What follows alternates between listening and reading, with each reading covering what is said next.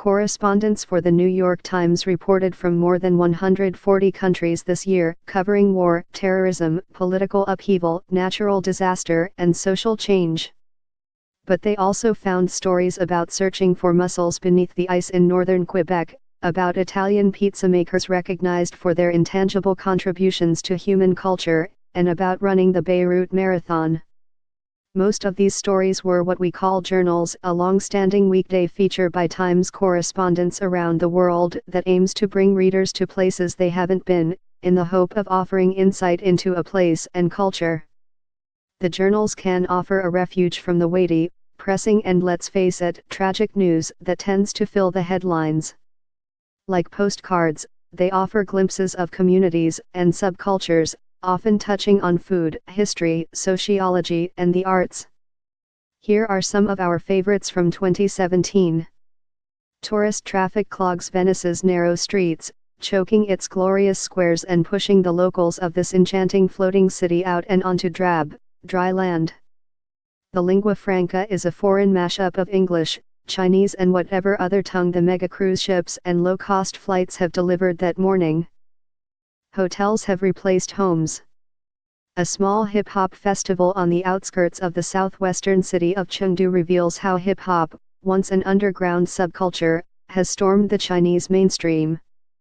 Fans are flocking to nightclubs and music festivals to see their favorite local rappers and DJs perform, while English terms like flow, freestyle, and even diss have made their way into popular urban parlance. Norilsk, 200 miles north of the Arctic Circle, is a place of brutal extremes. It is Russia's coldest and most polluted industrial city, and its richest, at least when measured by the value of its vast deposits of palladium, a rare mineral used in cell phones that sells for more than $1,000 an ounce. Beyond the city, a former gulag, lies an endless, mostly uninhabited wilderness. In Buenos Aires, the falsa boda, or fake wedding, is on the rise. It's really a good excuse for a party. Real weddings have been on the decline in Buenos Aires, less than half of what they were about 20 years ago, as couples are simply living together or waiting longer to marry. Wandergesellen, or journeymen, a vestige of the Middle Ages in modern Europe, are hitchhiking across Europe. These young men and these days women, too, wear wide-bottomed, corduroy trousers, white shirts and colored jackets that identify them as bricklayers, bakers, carpenters, stonemasons, and roofers. They have finished their required training in any number of trades and are traveling to gather experience. Most are from German-speaking countries. Ian Austin, a Canadian who covers Canada for The Times, looked back at Expo 67, the Montreal fair that showed Canada off to the world.